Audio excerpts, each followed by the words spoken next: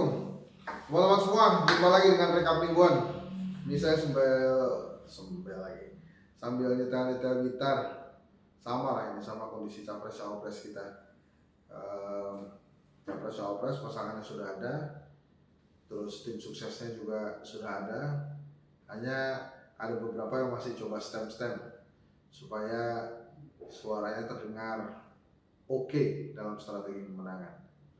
Agak menghebohkan memang di kubu Amin ya, Anies Muhaimin, termasuk saya tuh. Jadi selain saya ada beberapa nama lah, ada pendiri YSQ, ada Bang Uceng, ada Pak Ridwan, terus ada Bang Abraham, termasuk saya juga. Kalau saya sih itu mungkin bukan saya, namanya kan nama Hendro Satrio kan banyak, kalau saya GR. Kalau yang lain sudah mengatakan tidak masuk ya. Ya itulah dinamika dalam tim pemenangan.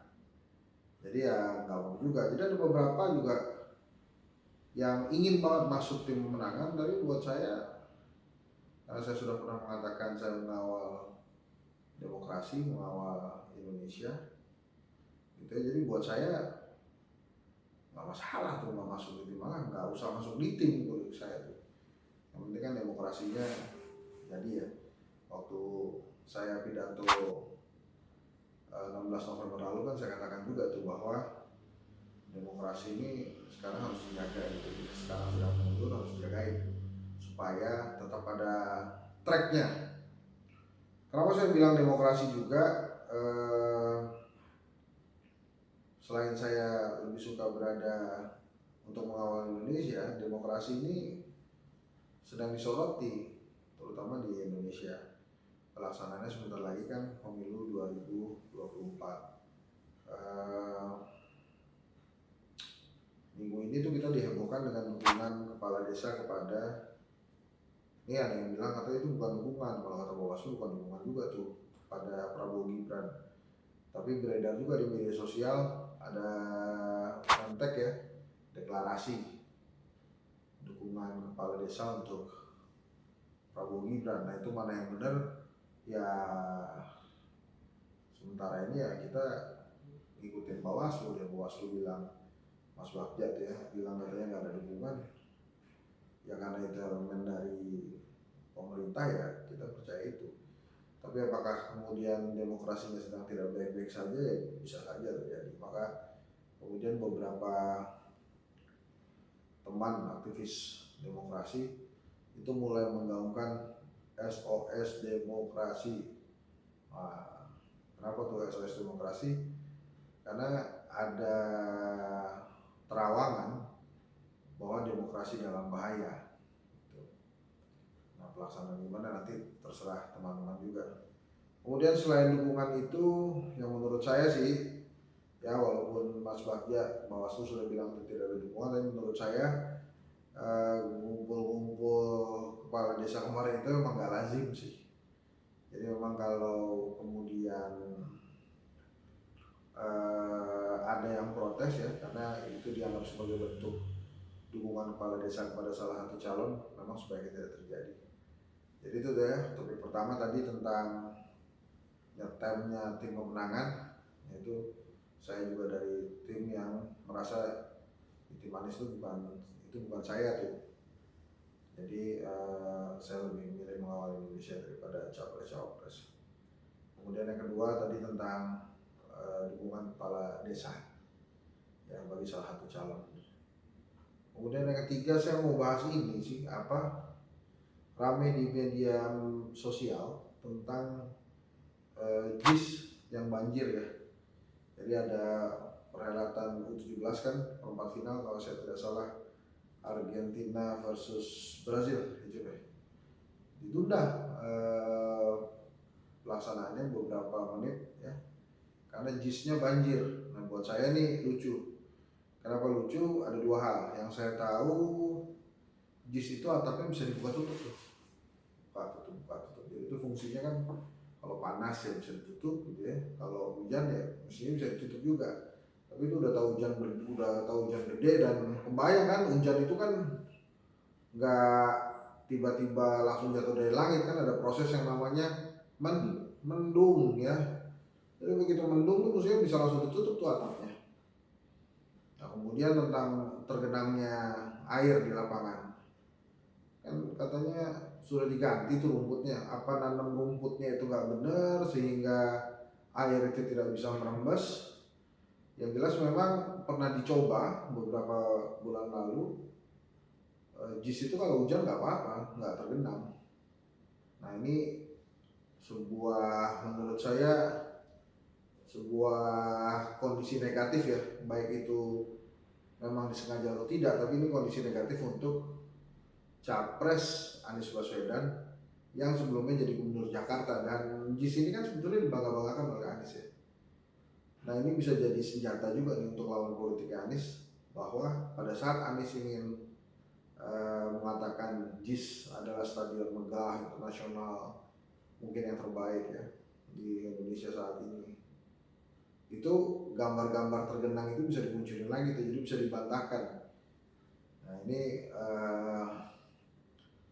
saya sih nggak bilang rencana jahat ya, tapi menurut saya kalau sampai digunakan untuk sebuah black campaign sih, atau bukan black campaign, negatif campaign, yang menurut saya nggak fair, karena sebetulnya bisa ditangani. Yang pertama, kalau serapannya itu pernah diuji coba nggak masalah, terus kemudian sebetulnya atap JIS ini bisa dibuka tutup gitu. Jadi kalau kemudian air tergenang karena hujan dan kemudian menyebabkan laga ditunda, itu terlalu mahal untuk citra bangsa Indonesia di mata internasional bila hanya untuk mendowngrade karya bangsa yang pada saat itu gubernurnya Anies Baswedan. Kalau cuma gara-gara Anies sih menurut saya kebangetan ya, karena Indonesia kan lebih penting. Itu topik ketiga. Kemudian topik yang keempat, ini memang masing-masing tim Capres sudah mulai memanaskan mesinnya masing-masing ya. Capres-cawapresnya juga udah bersiap, karena nanti tanggal 28 November mulai kampanye hari pertama. Jadi akan dimulai kampanyenya dan pasti masing-masing akan sibuk banget. Pestanya dimulai guys, 75 hari sampai minggu tenang sebelum pencoblosan. Kalau dari hasil survei memang trennya Prabowo naik, Mas Ganjar turun, kemudian Mas Anies juga trennya naik. Angkanya kedai kopi sebentar lagi kita dengar, karena teman-teman sedang bersiap untuk turun ke lapangan lagi. Terakhir kami September, trennya sama seperti sekarang, walaupun angkanya mungkin berbeda ya nanti bila kita turun survei lagi. Apakah Anies bisa masuk putaran kedua atau Prabowo bisa menang satu putaran, atau Mas Ganjar bisa masuk putaran kedua, itu menurut saya sangat dipengaruhi oleh variabel yang dalam disertasi politik saya dan dalam buku saya itu namanya momentum politik gitu. Nah momentum politik ini ya kita bisa lihat nanti di kampanye itu siapa yang bisa memanfaatkan momentum politik itu. Kalau kemudian Pak Prabowo hari ini paling tinggi, ya bisa saja turun, tapi bisa juga sangat menjulang gitu. Kalau per hari ini memang dengan angka 40%-an ya, kalau menurut LSI Prabowo paling berpeluang untuk lolos ke putaran kedua gitu. Nah Mas Anies kalau trennya begini terus ya dia berpeluang. Bisa terjadi satu putaran Pak Prabowo kalau Mas Anies dan Pak Ganjarnya jelek tuh nilainya. Nah ini sekarang masing-masing harus bisa memanfaatkan momentum bila ada supaya bisa naik. Nah masih ada beberapa nih listnya Ucup tentang komunikasi antara PDI Perjuangan dengan Kubu Amin. Itu juga sempat dibahas di beberapa media. Kalau menurut saya itu sih sah-sah saja ya. Saya bercanda yuk gini lah, mungkin PDI Perjuangan atau kubunya Ganjar Mahfud ini berbincang atau berkomunikasi dengan kubu Amin ini karena dianggapnya memang mereka adalah peringkat kedua ketiga tuh. Macam-macam, bisa untuk mengatasi kecurangan, bisa juga untuk persiapan putaran kedua. Nah, kenapa saya bilang bercanda? Itu mungkin kalau misalnya Amin yang nomor 1 ya, itu ya Ganjar sama Prabowo ngobrol juga kali itu. Atau misalnya Ganjar nomor 1 ya Prabowo ngobrol juga sama Amin. Jadi menurut saya ini sih tentang kepentingan aja kan. Ada idiom terkenal tuh kalau nggak salah Sun Tzu ya Pak, teman dari musuhmu adalah temanmu, nggak kira-kira gitulah. Nah, ini kan persaingannya terjadi ya. Nah, itu nanti kita lihat lah apa yang kuat. Nah, terus kemudian yang menghiasi media massa dan media sosial juga konser Coldplay ya. Ada 3 yang saya ingat tuh tentang konser Coldplay itu. Yang pertama konsernya meriah banget, kemudian yang kedua yang balikin gelang itu ternyata kita paling dikit ya, salah satu yang paling kecil, walaupun ada beberapa tapi kita paling sedikit tuh. Dasarnya ini plus 62 emang nggak banyak tuh yang balikin gitu ya. Nah, kemudian isu yang ketiga ada anak muda tuh 19 tahun kalau saya nggak salah, ada penggelapan, bukan saya nggak tahu itu penggelapan atau apa, penipuan ya. Iya. Itu beberapa isu ya. Terus isu-isu yang lain sih nggak terlalu ya. Ya ada case di KPK, kemudian ada beberapa kasus hukum ya. Nah ya itu sih menurut saya rekap minggu ini diawali kalau saya nggak salah kemarin itu peran Ibu Iriana pencalonan Gibran ya. Tempo mengulas itu karena saya lagi tidak ada di Jakarta waktu itu, jadi kita belum bisa baca Tempo tuh. Biasanya kita bacain Tempo ya nantilah. Nah itu kemarin sih dibahas di bocoran juga dibahas ya bagaimana peran Bu Iriana untuk mendorong Mas Gibran gitu. Nah ini ya kita lihat aja, cuma yang jelas menjelang kampanye nih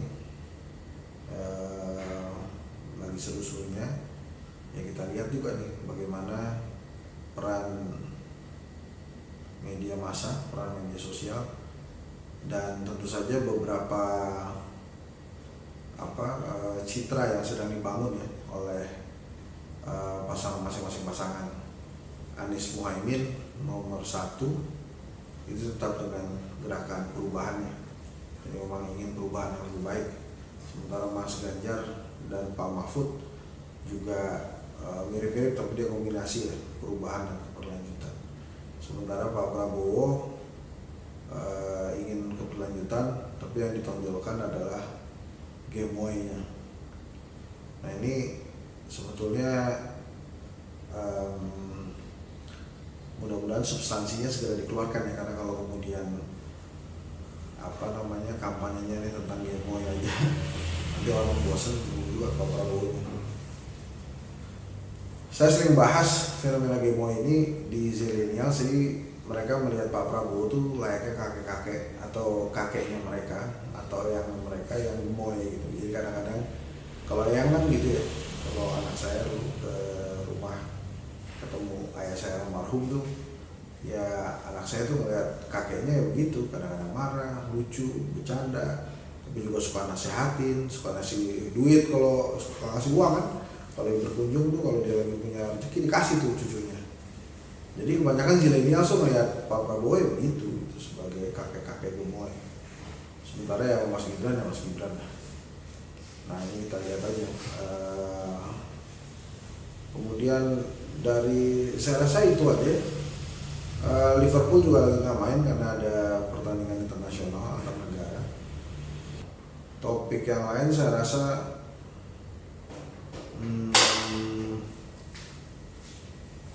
kalau internasional masih tentang Palestina dan Israel yang banyak masih itu.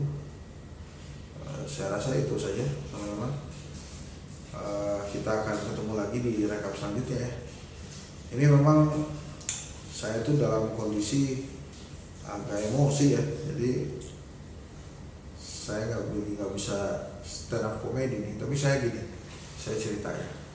Teman-teman lihat di hari Minggu tuh, saya ditanya lagi di acara Q&A Metro TV gitu. Ya sebetulnya apa sih, kadang-kadang dukung capres tertentu tapi seringan jadi analis politik gitu ya. Saya bilang saya komika aja. Nggak, tapi itu serius ya teman-teman. Pada saat saya mengatakan saya lebih baik mengawal Indonesia, itu saya serius. Makanya waktu ada nama yang mirip nama saya itu ya saya bilang mungkin bukan saya itu. Oh iya ya Allah, mobil rakyat. Mobil rakyat pada saat Mas Ucup mengupload sudah 5 titik. Jadi titik pertama itu di Pos Blok Jakarta Pusat, kemudian kita bergerak ke Bandung di Braga, terus ke Kerawang, Unsika ya, Universitas apa sih? Singapura Bangsa Kerawang, terus kemudian dari Kerawang ke UIN ya, Ciputat ya. Ciputat, Banten, Tangerang Selatan itu, terus kemudian besok nanti kita di Blok M, jalan Blok M itu. Apa namanya, kafe apa? Bigis. Apa ya itu ya, di Blok M itu ada. Blok M. Nah, itu teman-teman, ide rakyat itu dia kita tuh berusaha mengumpulkan kira-kira rakyat tuh punya harapan apa untuk Indonesia ke depan, untuk para capres-cawapres, terus kemudian keluhannya apa saja, termasuk yang ada kaitannya dengan SOS demokrasi, save our apa satu lagi sih nyawa kita tuh, SOS aja. Nanti kita lihat SOS demokrasi, nanti ya dicek sama Ucup. Yang jelas SOS demokrasi itu jadi topik yang akan hangat hingga nanti pengumuman dan penetapan Pilpres 2024. Dan terima kasih teman-teman. Kalau mau cek hasil surveinya Kedai Kopi ada di kedaikopi.co. Kalau mau tahu juga perjalanan mobilnya rakyat ada di sosial medianya survei Kedai Kopi.